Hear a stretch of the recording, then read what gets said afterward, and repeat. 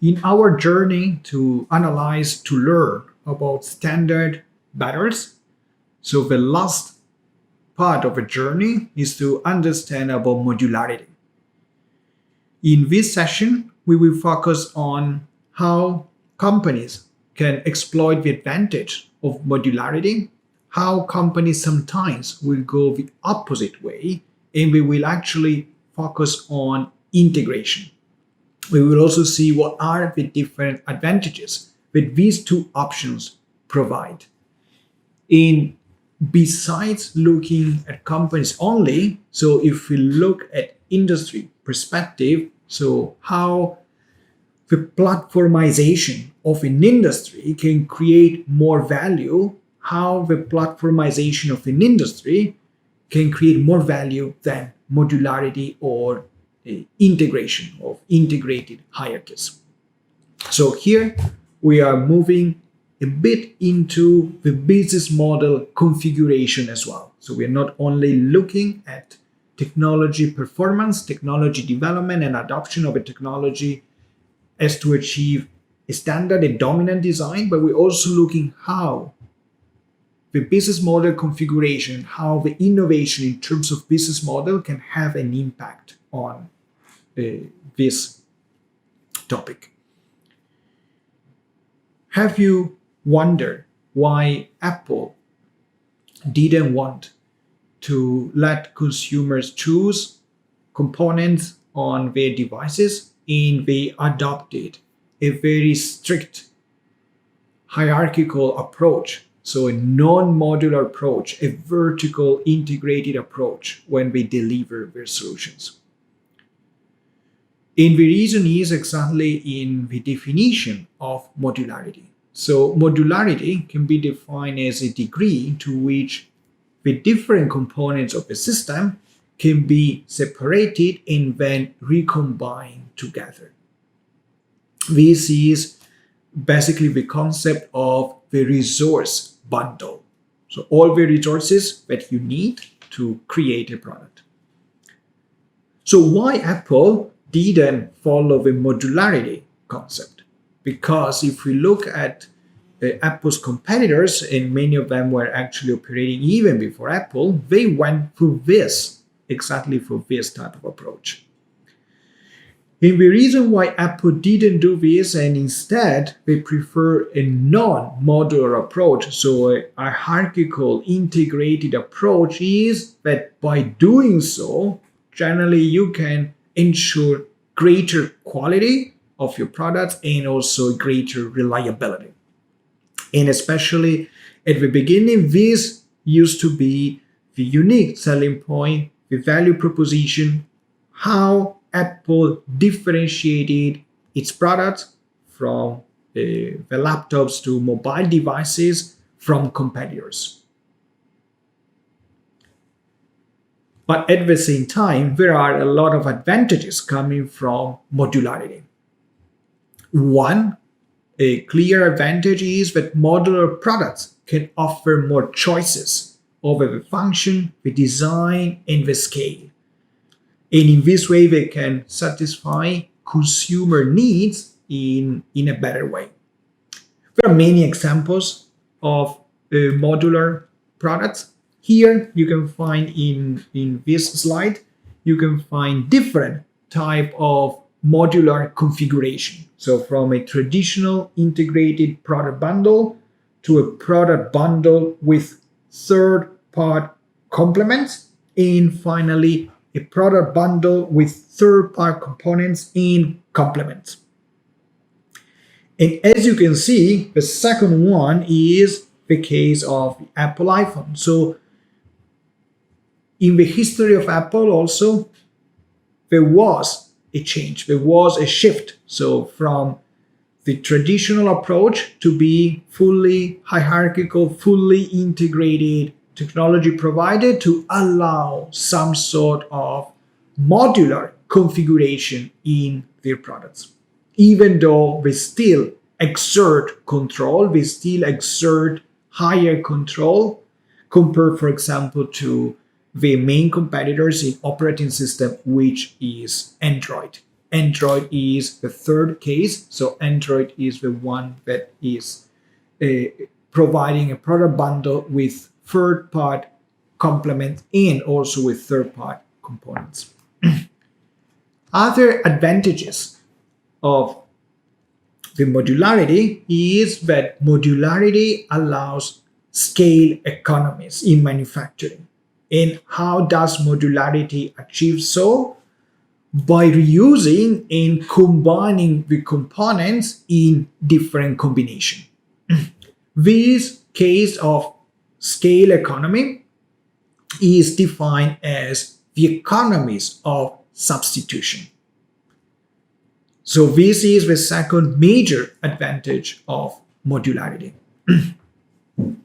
So we know that modularity allows us to recombine, change the configuration, change the scale, even change the functions. We need, of course, some sort of standardization, and this standardization will enable the compatibility of all the different components and complements being plugged into our modular product. So there are some examples. So for example, products that will allow different components from different producers to be recombined. So this is a case of smartphone with different apps. We have other cases, for example, that only some components from a single firm can be recombined. This is, for instance, the case of furniture and IKEA. We also have some firms that will provide some certain flexibility for users to choose different components, but on the other side, some components will be decided by the manufacturer. This third case, we can look at the automotive industry. We can also look at the aerospace industry. So in both cases, there will be some components that will be decided by the manufacturer. And then the manufacturer will give the buyers some degree of decisions on this. For example, the manufacturer may decide an engine and a transmission and a certain set of colors and a certain set of upholstery for a car, and then let the buyer just combine the different colors and different upholstery. However, the buyers cannot choose whether to combine that type of engine with a different type of transmission. So this is not an option for buyers. This is a given by the manufacturer. So here we can see that even though, of course, an aircraft, a vehicle are modular products, are actually a combination of thousands of different components, but still manufacturer will ensure that many components are actually decided by the manufacturer itself. So here a key question is when modularity is really more valuable. When should we adopt modularity? And the response to this is we should go for modularity when we see that there are diverse different technology options that can be recombined together. And this will be from a technology perspective. So if recalling the concept of the S-curve, so this will be more related to the S-curve of technology performance. But at the same time, we also need to look at the market perspective. So the adoption driven by the market. And so in this case, we need to look at the preferences of users, and especially if users have heterogeneous preferences, meaning that they would like to have a very high level of flexibility in deciding, in choosing, in customizing their products. Modularity also leads to a second concept, an additional concept, which is the concept of ecosystem. So what is an ecosystem? Ecosystem is actually a combination of ecological and system. How can we define an ecosystem? An ecosystem can be defined as a system where the elements share some form of mutual dependence. So there are relationships between the different elements, and there is this dependence between all the elements of the ecosystem. So we have cases of innovations ecosystem. We have the case of platform ecosystem. So with different players that are dependent on one another, e-commerce, we need merchants and we need the buyers. If we don't have these two groups, then we are not able to succeed as an e-commerce platform. We also have examples of ecosystem as products. So rather than business model ecosystem, more of like product ecosystem. How can we complement different components to make the product more comprehensive? Netflix, Amazon Prime, HBO. So all of them are example of ecosystems. So some are using only proprietary content, so we don't allow other production houses to post their content on their platforms. Others are more open, and so they allow also other production houses to deliver the content through their platform. In the ecosystem, we need to consider also possible boundaries, possible limitation. We need to look at the roles and the responsibility. Recalling some concept from platform business models, one key factor, one key characteristic of an ecosystem is the governance. How can we rule? How can we manage in an ecosystem? So management, governance are literally crucial for the success of an ecosystem. Other crucial element is that in the ecosystem configuration, you're not pursuing an individual win. You are not pursuing an individual win as a firm, but you rather seek success as an ecosystem. Every member should succeed, because otherwise there is no success at all.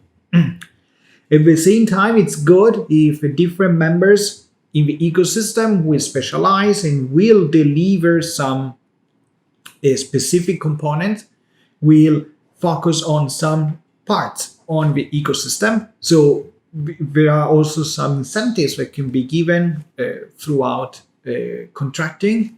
For instance, we can use exclusivity agreement as a way to push, to incentivize some players to tackle some issues and focus on some specific issues in the ecosystem. By having the exclusivity, which will guarantee that we'll be more at ease on focusing on just one part of ecosystem rather than having a role which is more comprehensive in ecosystem. So the final part that I'd like to bring to your attention is how can we position on a spectrum, on a continuum, how can we position these three different configurations? So the pure modularity configuration on one hand, the pure integration configuration on the other hand, in the platform configuration, which to an extent can be positioned in between, because a platform configuration will get some from the modularity configuration, we get other characteristics from the pure integration. So let's start first from the pure modularity. So what are the key characteristics of a pure modularity? So the pure modularity, the combinations happen in the market. So there is no co-specialization, there are no roles specifically assigned. So here we see that it's the competition to incentivize the firms in this context. And the drawback of a pure modularity is that even though the pure modularity, of course, give so much more choices in terms of customization, reconfigurability, but at the time, the quality and the compatibility is uncertain.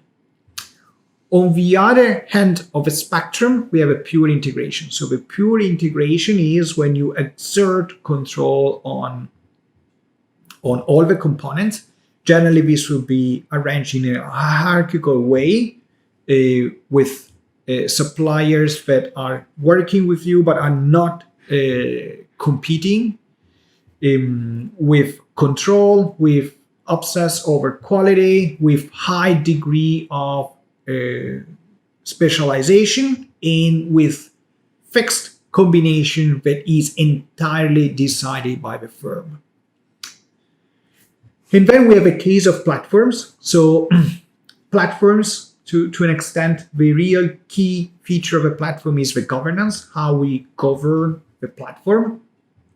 So the platform, we see that components are not owned, but there is an orchestration of a component, because still you want to ensure that there is compatibility. The lack of compatibility is the drawback of pure modularity. And so to avoid this drawback in the platform, with the governance, with the rules of a platform, you can orchestrate the role of all the players and what all the players are going to do, and you can ensure at the end of the day the compatibility of all the different components. The platform is giving choices. You can achieve reconfigurability, but at the same time there will be some orchestration, some guidance from the platform owner. There is still competition, and competition is still an incentive for players to do their best in the platform. Through the governance, the platform owner is still able to have some control over the quality and over the compatibility. Maybe a little less compared to the pure integration, but it's a good balance. It's a good balance between the modular approach and the integration approach.